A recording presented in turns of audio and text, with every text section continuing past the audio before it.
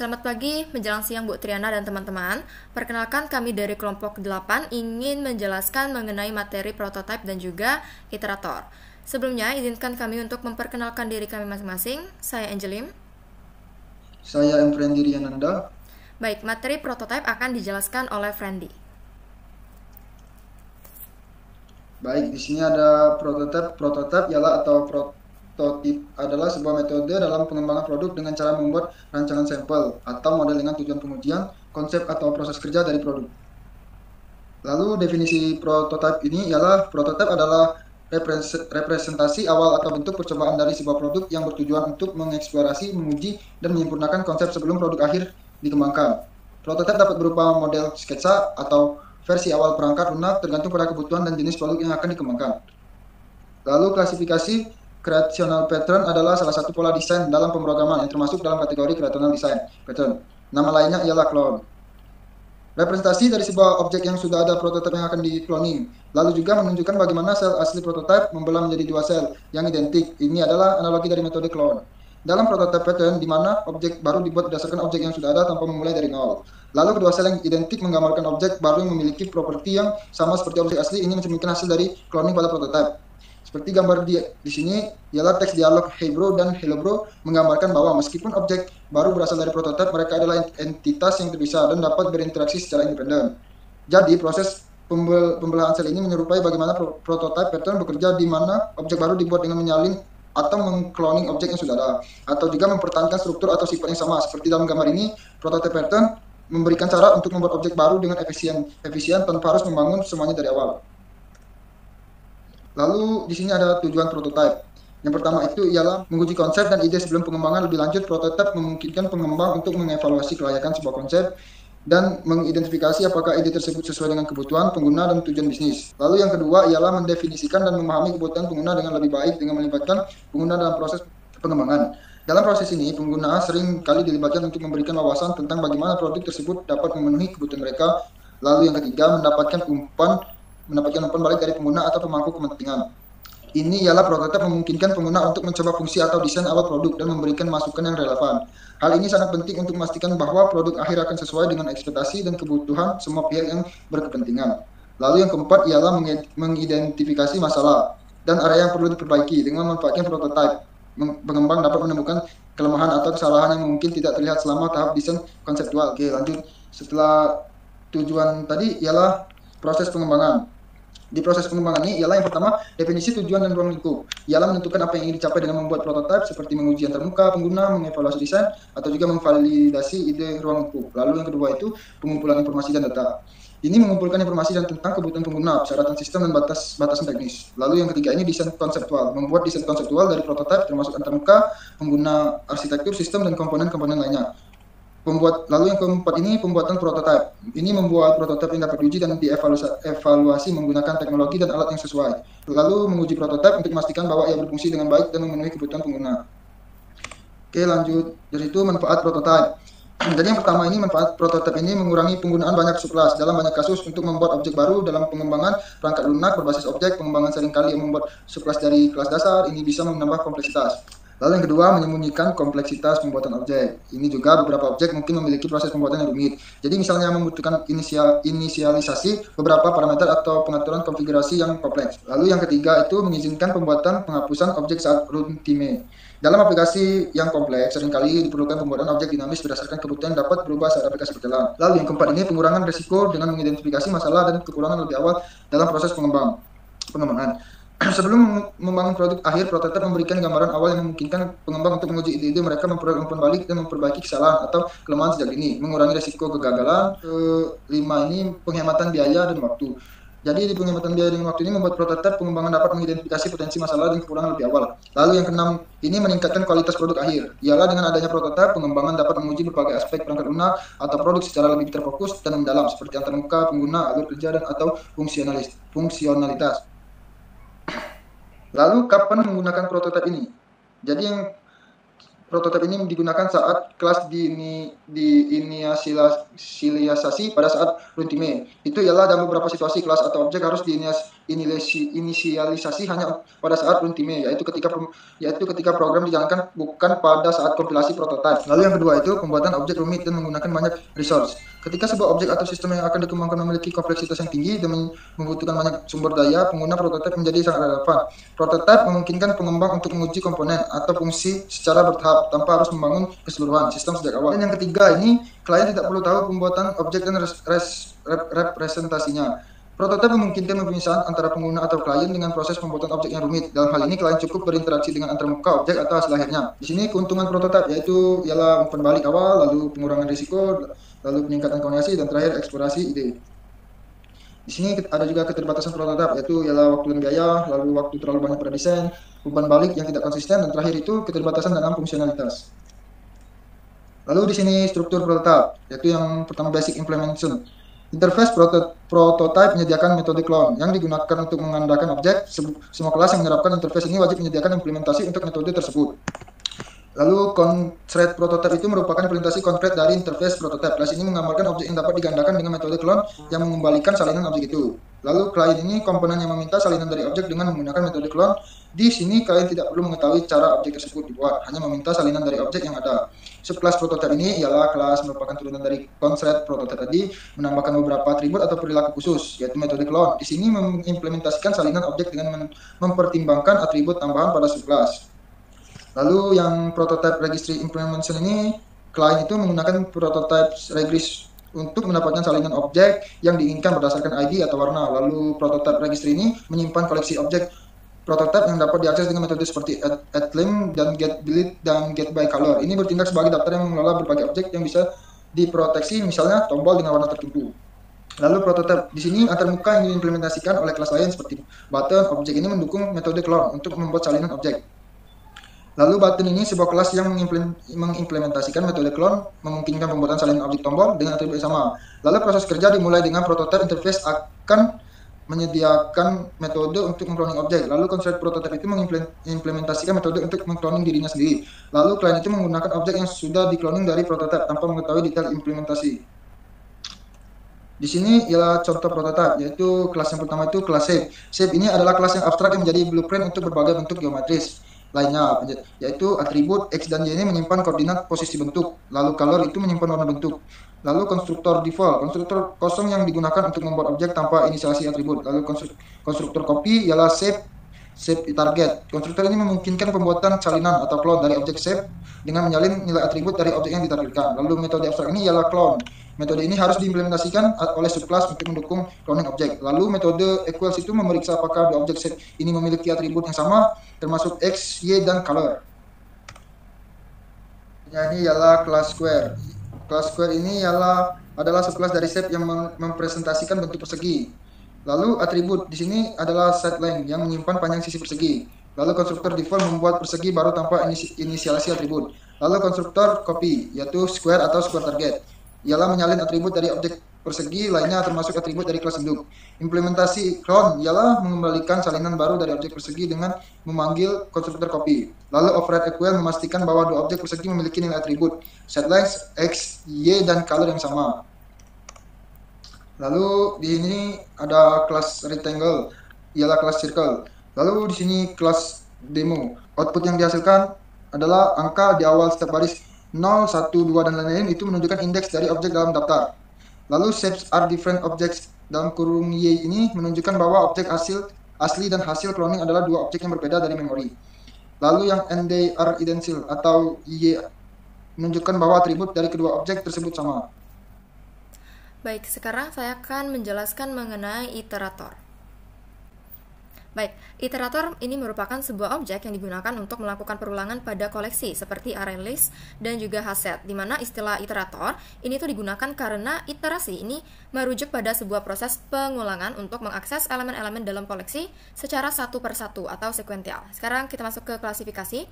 Jadi di sini ada behavioral pattern. Ini adalah sebuah pola desain yang berfokus pada interaksi antar objek yang mengatur komunikasi dan alur kerja objek tersebut, di mana iterator sendiri ini masuk ke dalam kategori ini karena mengatur bagaimana objek dalam sebuah koleksi, seperti list, set, ataupun array. yang dapat diakses atau dijelajahi tanpa mengekspos struktur internal koleksi tersebut. Nah, nama lainnya ini adalah kursor. Nah, sekarang saya akan menjelaskan mengenai analoginya. Nah, ketika kita ini berada di kota Roma, kita ini memiliki 3 pilihan untuk menuju ke pusat pariwisatanya. Cara yang pertama itu adalah dengan cara kita pergi sendiri. Dimana cara ini kita tidak memerlukan biaya yang dikeluarkan, namun waktu yang dihabiskan untuk mencari lokasi ini bisa sangat lama, karena kita perlu menavigasi kota tanpa petunjuk yang jelas. Cara yang kedua adalah dengan menggunakan peta, yang memungkinkan kita menghemat waktu meskipun ada biaya yang dikeluarkan ketika kita membeli peta tersebut. Nah, peta ini bisa membantu kita dalam menemukan jalan dengan cepat, namun tetap masih ada sedikit usaha untuk menavigasi. Dan cara yang ketiga adalah dengan menyewa pemandu wisata, yang akan mengarahkan kita langsung ke pusat pariwisata dengan sangat efisien, namun tentu saja memerlukan biaya yang lebih besar. Nah, dalam hal ini, masing-masing pilihan ini menawarkan metode yang berbeda untuk mencapai tujuan, dengan kompromi antara waktu dan juga biaya, yang mirip dengan bagaimana iterator menyediakan berbagai cara untuk mengakses elemen-elemen dalam koleksi dengan mempertimbangkan kebutuhan dan juga preferensi kita. Baik, sekarang kita akan masuk ke definisi dari iterator. Yang pertama, akses sekumpulan objek tanpa menyingkap struktur internal di dalamnya. Nah, ketika kita ingin mengakses elemen-elemen dalam suatu koleksi tanpa memerlukan informasi terkait dengan bagaimana data disimpan, misal apakah koleksi tersebut berupa array, linked list, atau lainnya, maka kita perlu menggunakan iterator. Yang kedua, mekanisme iterasi ke dalam kelas iterator. Nah, iterator ini merupakan sebuah objek atau kelas yang menyediakan cara untuk mengakses elemen-elemen dalam koleksi secara berurutan, tanpa harus mengetahui detail implementasi dari koleksi tersebut. Next. Baik, sekarang kita ke manfaat iterator. Yang pertama adalah menyediakan opsi pilihan pencarian dan penjelajahan collection. Nah, iterator design pattern ini tuh memberikan cara yang fleksibel untuk mengakses elemen-elemen dalam koleksi tanpa kita mengetahui struktur internalnya. Hal ini memungkinkan traversal berbagai jenis koleksi seperti list, set, ataupun map dengan cara yang seragam, di mana kita dapat menggunakan metode yang konsisten untuk mengakses setiap elemen dalam koleksi tanpa perlu khawatir mengenai bagaimana koleksi tersebut diimplementasikan ataupun diproses. Yang kedua, penyederhanaan untuk interface collection. Nah, dengan menggunakan iterator, maka koleksi ini tidak perlu mengungkapkan detail internal atau implementasi struktur data mereka kepada kita. Sekarang, saya akan menjelaskan kapan baiknya kita menggunakan iterator. Yang pertama, akses koleksi tanpa mengekspos representasi internal. Nah, iterator design pattern ini berguna ketika kita perlu mengakses elemen-elemen dalam koleksi tanpa mengungkapkan struktur data internalnya. Nah, dengan iterator, kita ini bisa menjelajahi koleksi secara konsisten dan lebih terstruktur, tanpa perlu memahami bagaimana data tersebut itu disusun dan disimpan. Yang kedua, diperlukan opsi traversal yang beragam. Nah, iterator sendiri ini memungkinkan berbagai jenis traversal, seperti maju, mundur, ataupun berdasarkan kondisi tertentu. Pola ini memberikan fleksibilitas lebih dalam cara kita mengakses elemen-elemen dalam koleksi, yang memungkinkan kontrol penuh terhadap bagaimana data ini dieksplorasi. Yang ketiga, memisahkan logika iterasi.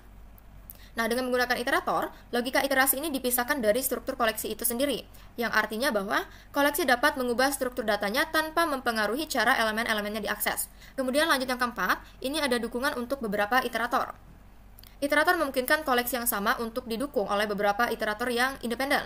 Nah, setiap iterator ini akan mempertahankan statusnya sendiri, sehingga memungkinkan iterator paralel atau simultan ini tanpa saling mengganggu. Kemudian yang terakhir, ini ada menyederhanakan kode klien. Pola iterator ini menyederhanakan interaksi kode klien dengan koleksi.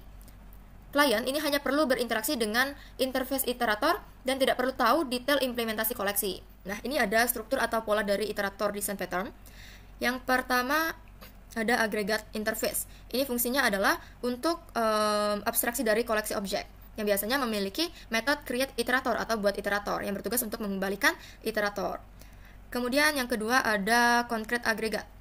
Nah, ini fungsinya implementasi spesifik dari si agregat yang berisi kumpulan objek dan mengimplementasikan metode create iterator atau buat iterator untuk menghasilkan instance dari concrete iterator. Kemudian ada iterator interface, ini adalah abstraksi dari mekanisme iterasi, yang dimana terdapat 3 metode yang biasanya digunakan seperti has next, kemudian ada next, dan juga remove. Tujuannya adalah untuk memberikan interface yang seragam untuk melakukan iterasi tanpa perlu mengetahui implementasi koleksi. Kemudian ada concrete iterator, ini adalah implementasi spesifik dari iterator, dengan mengelola posisi iterasi saat ini dalam koleksi dan menyediakan mekanisme iterasi menggunakan metode yang didefinisikan dalam iterator. Dan dia bertanggung jawab atas logika iterasi yang sesuai dengan concrete agregat. Kemudian yang di tengah ini ada klien, dialah yang berinteraksi dengan objek koleksi melalui interface iterator dan juga agregat.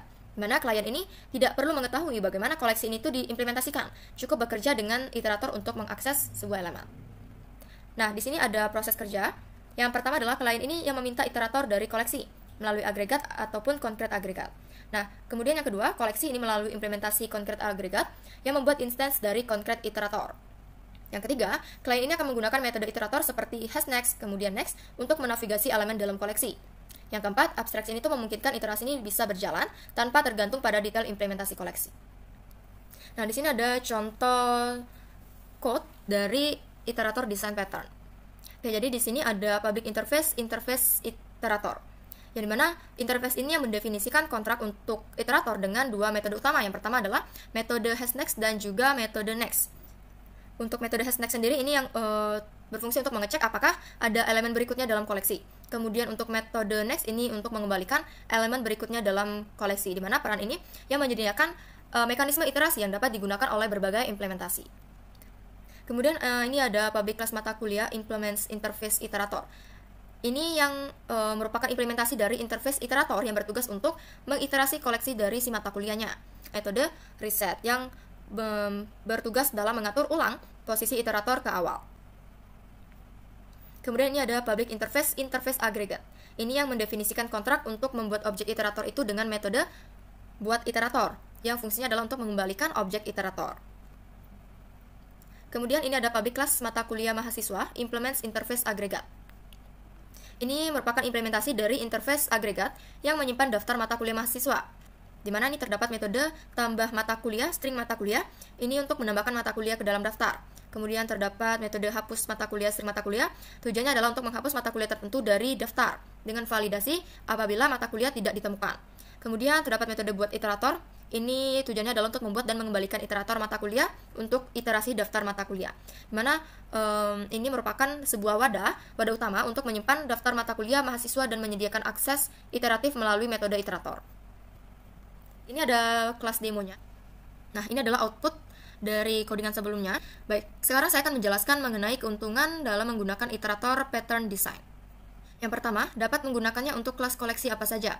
Nah, dapat menggunakan code yang sama untuk mengulangi berbagai jenis koleksi, di mana hanya perlu menggunakan metode yang disediakan oleh iterator untuk mengulang elemen koleksi tanpa perlu mengkhawatirkan mengenai bagaimana koleksi tersebut diimplementasikan. Kemudian yang kedua adalah mendukung operasi read dan juga remove. Nah, iterator ini menyediakan cara yang aman untuk membaca elemen dalam koleksi dengan metode seperti next untuk mendapatkan elemen berikutnya, dan juga menyediakan cara yang aman untuk menghapus elemen dari koleksi selama iterasi tanpa menyebabkan pengecualian modifikasi serentak. Kemudian yang ketiga merupakan kursor universal untuk API koleksi. Nah, di mana iterator ini bertindak sebagai kursor universal yang menyederhanakan pengaksesan elemen dalam koleksi. Nama metode sederhana dan mudah digunakan. Nah, hal ini tentu saja akan memudahkan dalam melintasi koleksi tanpa perlu mengekspos implementasi yang mendasarinya. Dengan begitu, maka membuat penggunaan iteratornya ini lebih intuitif. Kemudian yang terakhir, ini ada iterator mendukung pengulangan pada koleksi yang berukuran besar. Dengan menggunakan iterator ini dapat mengurangi kompleksitas pengolahan data karena tidak perlu mengakses seluruh koleksi dalam satu waktu atau sekaligus. Iterator memungkinkan pengolahan elemen satu persatu tanpa membebani memori dan juga sumber daya. Next. Baik, tadi yang saya bahas itu adalah keuntungan. Sekarang saya akan membahas mengenai keterbatasan iterator pattern design. Yang pertama, pada operasi CRUD atau yang merupakan singkatan dari create, read, update, dan juga delete, yang tidak mendukung operasi create dan update. Baik, apabila kita ingin mengubah elemen, maka kita itu harus menggunakan interface lain seperti list iterator ataupun loop for yang sederhana. Yang kedua, hanya mendukung iterasi arah maju yang merupakan iterator unidirectional, di mana kita ini tidak dapat bergerak mundur atau melompat ke elemen tertentu. Nah, apabila kita sebagai pengguna ini memang perlu untuk bergerak mundur atau melakukan operasi yang lebih kompleks, maka kita ini perlu membuat iterator lainnya atau menggunakan kelas lainnya yang lebih kompleks. Kemudian yang ketiga, dibandingkan dengan splitterator, iterator ini tidak mendukung iterasi elemen paralel. Yang dimana hal ini berarti bahwa iterator ini hanya mendukung iterasi sequential atau berurutan atau satu persatu, di mana elemen ini akan diproses secara satu persatu dalam urutan tertentu. Kemudian yang keempat, dibandingkan dengan splitterator, iterator ini tidak mendukung kinerja yang lebih baik untuk mengulang data dalam volume yang besar. Nah, karena iterator ini hanya mendukung iterasi sequential, maka kinerja ini bisa kurang efisien saat mengulang koleksi besar, terutama dalam konteks data yang sangat besar yang memerlukan optimisasi. Yang terakhir, iterator ini tidak aman terhadap multithread. Nah, ketika beberapa thread ini mencoba untuk memodifikasi koleksi yang sedang diiterasi secara bersamaan, atau ketika diubah saat iterasi sedang berlangsung, maka hasil iterasi ini bisa menjadi tidak konsisten atau menyebabkan exception. Baik, sekian presentasi dari kami. Mohon maaf apabila ada kesalahan kata. Sekian dan terima kasih.